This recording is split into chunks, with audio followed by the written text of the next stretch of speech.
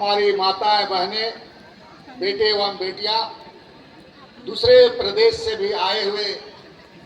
हमारे सभी यहाँ जो आस्था रखते हैं, विश्वास रखते हैं, सभी विश्वासीगण, और यहाँ पर उपस्थित मैं देख रहा हूँ हमारे प्रेस के मित्रों, मंच पर सभी उपस्थित सम्मानित अतिथिगण। हमारी जो महिला पादरी के द्वारा मैं रास्ते में आ रहा था, उनकी बातों को, कुछ बात को मैं सुनते हुए आ रहा था और मंच तक पहुंचते हुए भी उनके द्वारा कई महत्वपूर्ण और कलीसिया पर विश्वास, प्रभु यीशु पर विश्वास और कई ऐसे चीजों को उदाहरण दे करके हम सभी लोगों को विस्तार से हम लोगों को बताया। मैं उन चीजों पे बहुत विस्तार से जाना नहीं चाहूंगा, लेकिन इतना मैं जरूर कहूंगा कि यह जो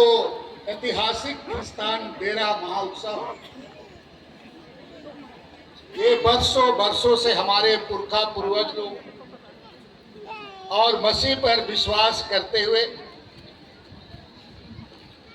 आस्था रखते हुए इस ख्रिस्तान डेरा को आज एक तरफ से कहा जाए कि तीर्थ स्थल और धार्मिक स्थल के रूप में देखा जाने लगा है। हम सभी लोग मिलकर, हमारा आगमन भी यहाँ पर मैं पहली बार आया हूँ। रास्ते में आते समय मैंने कई एक चीजों को देखा, समझा। हमारे माननीय अभी वर्तमान में यहाँ पर 3 विधायक भी बैठे हैं। निश्चित रूप से आने वाले दिन में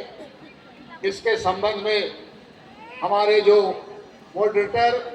और हमारे बिशपगण से चर्चा करके आगे की दिशा में हम क्या इसको किस तरीके से विकसित कर पाए, इस दिशा में हम लोग को जरूर सोचना चाहिए और आने वाले दिन में इसका परिणाम आपको जरूर दिखेगा। जैसे यहाँ के सम्मानित माननीय विधायक के द्वारा जो काम आपको जो उनके शुरुआत में किया जा रहा है। दूसरी महत्वपूर्ण बात मैं कहूँगा कि आज हम हमारे जो मसीह विश्वासी, आदिवासी मसीह विश्वासियों के साथ में जो चुनौतियां हैं, उन चुनौतियों को भी हमारे यूथ से लेकर के तमाम विश्वासियों को बहुत गंभीरता से इसको सोचने की जरूरत है। हम महज इसको केवल एक तीर्थ स्थल और महज इसको केवल हम आज का दिन को हम एक त्योहार के रूप में ना लें, लेकिन आज हमारे यहाँ पर जो धार्मिक अगुवाओं के द्वारा, जो बिशपों के द्वारा जिन बातों को हमारे सामने रखा गया, परोसा गया, उन बातों को हमें अपने दिमाग में, दिल में रख करके यहाँ से जाना है। और आने वाले दिन में जो आप देखते हैं वर्तमान समय में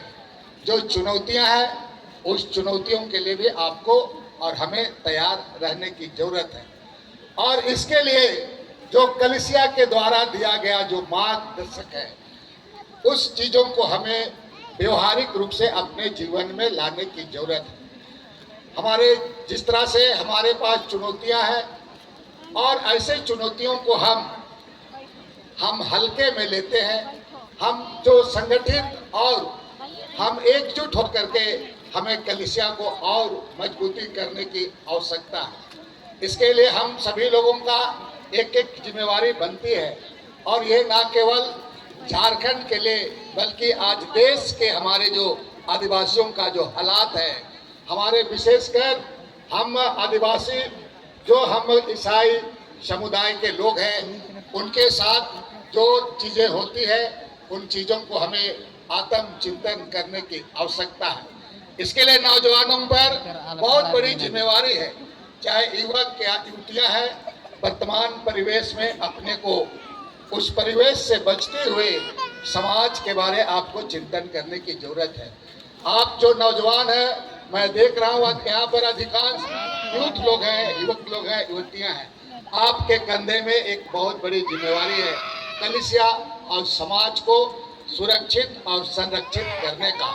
इसके लिए आपको यहाँ पर ईश्वरीय आशीर्वाद लेकर जाकर अपने अपने यूनिट के कलिसिया जहाँ जहाँ आप हैं वहाँ पर लोगों को आप हमारी जो सामाजिक जो अवेयरनेस है, जागरूकता है, साथ साथ में हमारी जो राजनीतिक जागरूकता है, इवन धार्मिक जागरूकता है, इन चीज़ों को हमको बताने की ज़रूरत है। इन चीज़ों को लोगों के बीच में हमें समझाने की ज़रूरत है। आज विपरीत परिस्थिति होते हुए भी हमारा जो पिछड़ापन, जो हमारा शैक्षणिक दृष्टिकोण से हम देखें तो आज के दिन में, आज के परिवेश में ड्रॉप आउट स्टूडेंट की संख्या बढ़ते जा रही है। अधिकांश लड़के लोग आपके हाथा पढ़ करके आपका विद्यालय, कॉलेज वगैरह छोड़ दे रहे हैं और ये ड्रॉप आउट स्टूडेंट का बढ़ने से समाज के लिए बहुत खतरा होगा। इसलिए मेरा आपको संदेश होगा कि मैं उन नौजवानों को, उन बाल बच्चों को आप हमारे धार्मिक अगुवाओं के द्वारा निरंतर इतना प्रयास होने के बावजूद हमारा समाज का स्तर जो आज गिरता जा रहा है, और कहा जाए कि हम हर एक संडे को हम चर्च जाते हैं, हर एक तरह का कार्यक्रम होने के बावजूद हमारे बीच का जो स्तर, हमारा स्थिति जो निरंतर गिरावट हो रहा है, इस गिरावट के बारे में आपको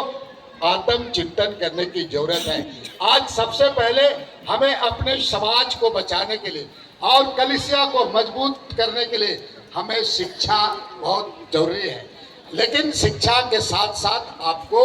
उस अपना कर्तव्य को भी समझना होगा। साथ में कहूँगा कि बहुत कंपटीशन का जमाना है, प्रतिस्पर्धा का जमाना है, और ऐसे समय में अगर हम चीज़ों को हम भली भांति से नहीं समझेंगे तो आने वाले दिन में कलीसिया के अंदर में, कलीसिया के बीच में हम बहुत ज़्यादा उसको मजबूती से आगे नहीं बढ़ा पाएंगे। आप याद करें कि आज के दिन पहले, आज 100 आपका 69 साल हो गया, इससे पहले कितना क्या क्या परिस्थिति रहा होगा। हमारे पुरखा पूर्वजों ने जहाँ पर आज हम जमा हुए हैं, किस परिस्थिति में वहाँ पर रहा होगा, क्या किस तरीके से उन्होंने यहाँ पर सामना किया होगा। इसी तरीके से पूरे देश में, राज्य में, विशेषकर झारखंड प्रदेश में जो परिस्थिति रहा है कलीसिया के साथ, आज आप कहीं कहीं देखेंगे तो हमारे जो मुख्यालय है, उस मुख्यालय के खंडर से आपको इसका जानकारी मिल सकता है। इसलिए मैं आप सभी लोगों को कहूँगा, विशेषकर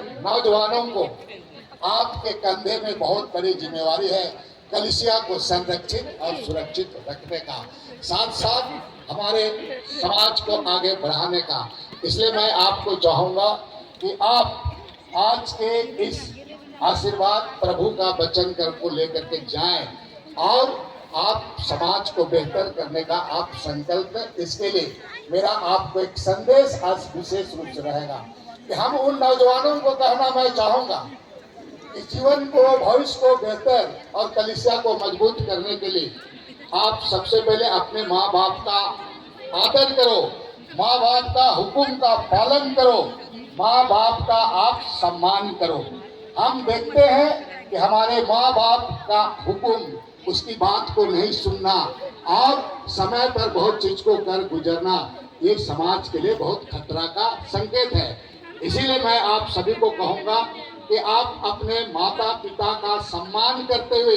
माता पिता का आदर करते हुए, माता पिता का बात सुनते हुए आप कठिन से कठिन परिश्रम करें, आगे बढ़े। आप अपने शिक्षण काल में भी आप बेहतर तरीके से मेहनत करें, ताकि हमारे समाज से भी वकील बन सकता है, हमारे समाज से भी बड़े बड़े पदाधिकारी बन सकते हैं, हमारे समाज से भी मीडिया जगत में आ सकते हैं, हमारे समाज से भी और भी यहाँ पर समाज और हमारे धर्म को आगे बढ़ाने के लिए पादरी से लेकर के प्रचारक बन सकते हैं। इसलिए आप युवाओं को एक संकल्प लेकर के जाना है और आने वाले दिन में जो चुनौतियां हैं, उस चुनौतियों को सामना करने के लिए आप सभी लोगों को तैयार रहना है।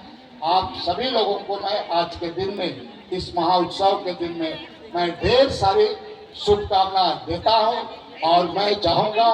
जो हमारे अनुभव के हिसाब से हमारे माननीय बिशपगण का एक टीम, क्योंकि ये एक बहुत बड़ा दार्शनिक और तीर्थ स्थल के रूप में जाना जा सकता है, इसलिए मैं कहूँगा कि एक कमेटी हमारे माननीय विधायक लोगों के साथ में मिल करके राज्य के मुख्यमंत्री से मिलकर इसका पूरा